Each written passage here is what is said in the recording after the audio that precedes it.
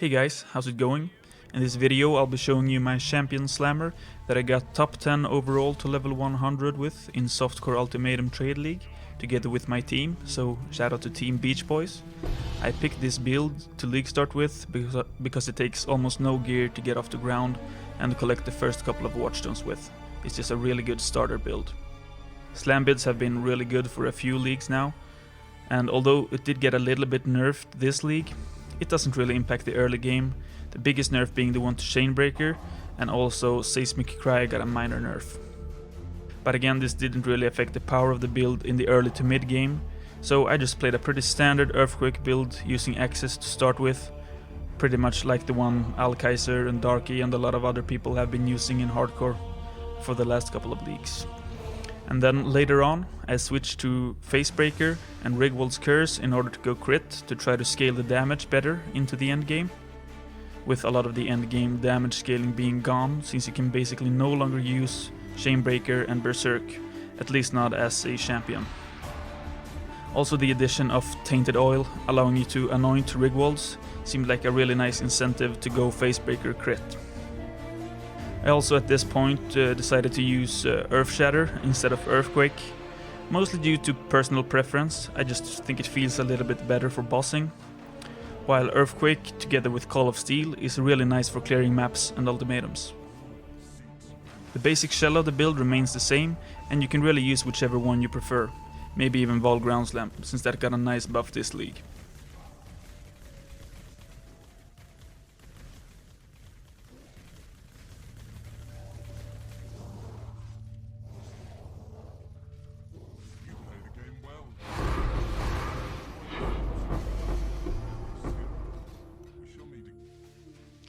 Alright, so this is the character, Take_Beach Boys. Beach Boys is my team, and again we managed to get top 10 overall to level 100, which is pretty cool. And let's take a little bit of a look at the skill tree. So it's a pretty, I guess, standard slam skill tree.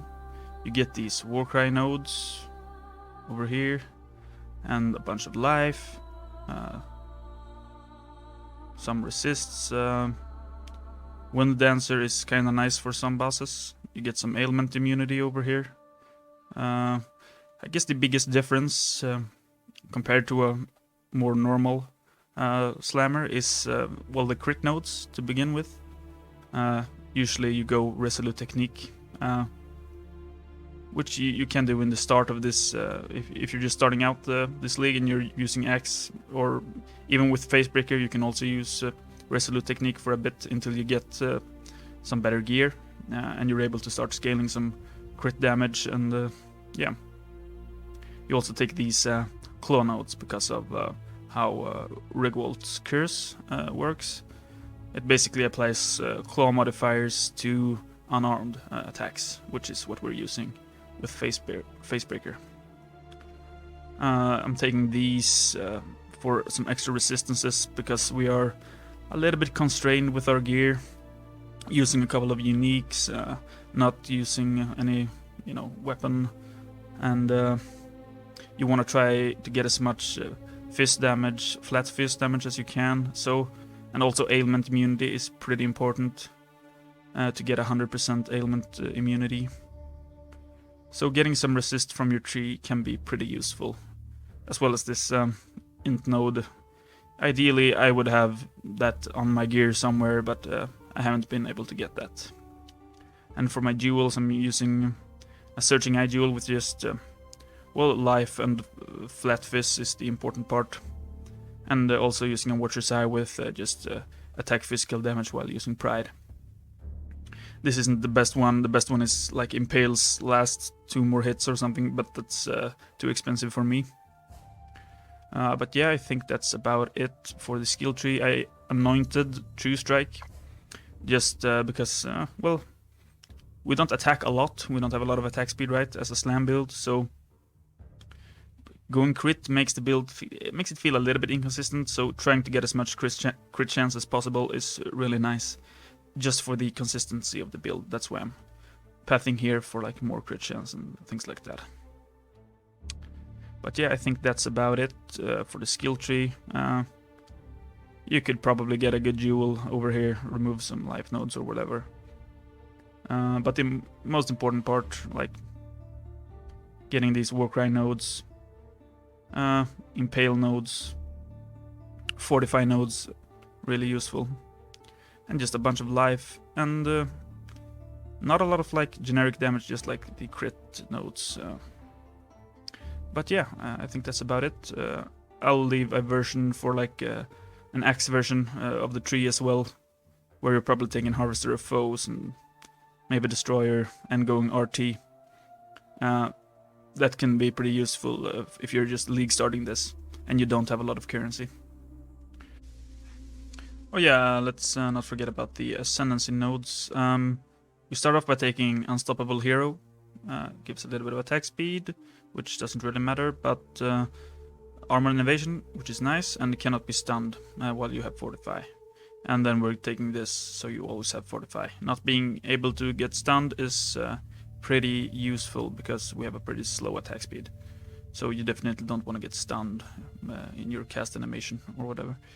Also just having permanent Fortify is really super good for most bosses when you can't always keep it up with your gem or whatever. So when you're leveling, you're taking Unstoppable Hero and Fortitude first, probably. That's what I did at least. And then taking Master of Metal, which makes your impales, makes you deal more flat fist, which is really good for Facebreaker. And yeah, it's just really good. 1000 armor, it's OP.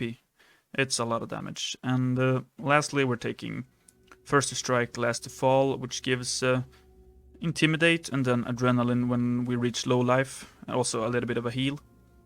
And it removes ailments if you don't have the ailment immunity. But even with that, it's still really good.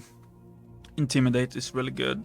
Adrenaline, yeah, that's a lot of damage. And also a decent defensive bonus with the life. You could also, life gain. You could also take Conqueror if you want. Maybe even Inspirational. I prefer this one, First to Strike, Last to Fall. It's the most damage. And also decent defensively. Since we're not a hardcore character, we tend to go low life a bit more often, I guess. Since we don't have as much HP. Like most hardcore slammers probably have like 8k life or even more. But yeah. Again, oh yeah, I'm anointing True Strike, but you could also anoint Tenacity, which gives Transfiguration of Body and 5% life. That could also be a pretty good choice. So yeah, let's take a little bit of a look at the gear. Obviously we're using Facebreakers, trying to get vulnerability on these. You can get vulnerability on a ring as well. But sacrificing some of the fist damage with unarmed attacks in order to get vulnerability is worth it, in my opinion. So yeah, that's pretty important. Yeah, you want to get as much damage as possible on these. These ones are pretty cheap, I guess, something like 2x. You definitely don't need the vulnerability on them to get going, or you could just start with like probably like 650% fist damage, and they're probably a lot cheaper. And the second most important item, I guess, is Rigwold's Curse. This is what allows us to crit. It basically makes, well, it gives 7 base crit, and then claw modifiers basically apply to unarmed attacks, except not claw crit multi for some reason, but yeah. Then we got Lycoside, which basically lets us ignore getting accuracy on any other part of our build. It's just really nice.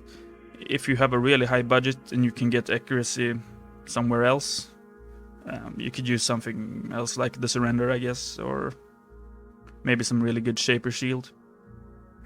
But yeah, I went with Lycoside. It's really nice to have 100% hit when you're using slams, because if you miss an attack with a slam with like a Fist of War, that feels really bad. And then, of course, we're getting 100% ailment immunity. That's pretty important, but not necessary. So we're getting 27 here, 30 here, 23 here, and then 20 from the tree, from this node. You can also get these nodes. That's also 20, I think. Yeah, other than that, just a bunch of life and resists. Onslaught on kill is pretty nice. But you can have, you don't really need Onslaught for the build, to be honest. But it's a nice addition to go a bit faster. And then we're using 2 steel rings, again just to stack as much flat fizz as possible. You can use SSS on these, that's how I crafted these. Yeah. Also, Rislata's Coil, this is pretty expensive, but gives us insane damage scaling. Not only does it have some flat fizz and a nice amount of life, but this more maximum physical attack damage and less minimum is really good. Like, this is an insane amount of damage, and you're using abrasive catalysts on this as well as these.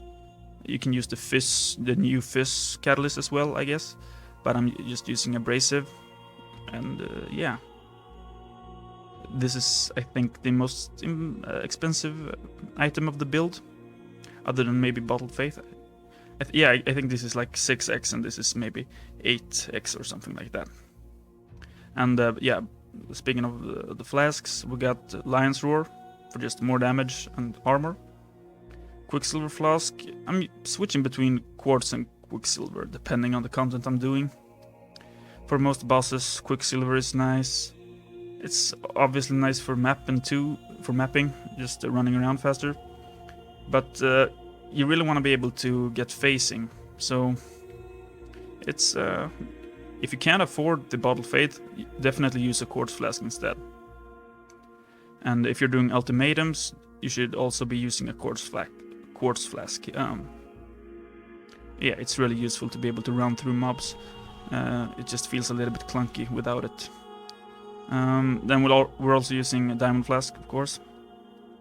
This is probably where you're getting Curse immunity, and on the Life Flask you're getting the Bleed immunity. And of course that's because we have ailment immunity on our gear and talent tree. You probably want an Alchemist Flask here instead, just to go even faster. But yeah. I also want to talk a little bit about Abysses. It's kind of fun to use, I guess. It's really fun to like delete Conquerors and some Shaper Guardians or whatever.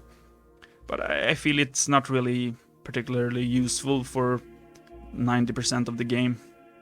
But if you don't mind dying, and if you can get ailment immunity somewhere else, like, yeah, feel free to use it. It's a little bit of fun, but I don't think it's actually great. And yeah, I think that's about it for the gear.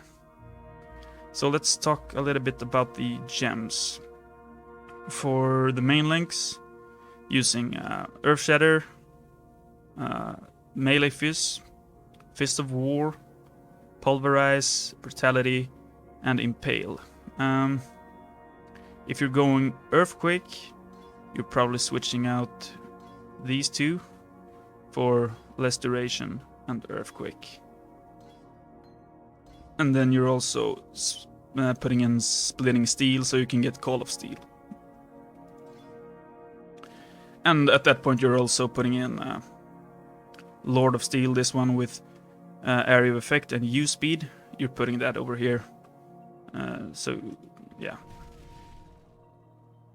And you're probably putting Splitting Steel instead of Precision, since that's just where you're only using that for the crit.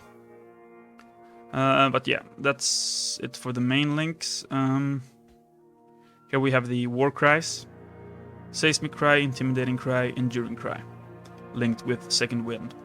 The basic rotation is like, well, you want to hit Intimidating Cry and Seismic Cry, then Earthshatter. You can Earthshatter twice, and then blow them up. You're not gonna have a perfect rotation all the time, but it's fine. Yeah. These exert your attacks. This one doesn't. Enduring Cry. So we mostly just use that one to blow things up. Yeah, I think that's about it for Warcries. Got Blood Rage, Dread Banner, Precision. Yeah.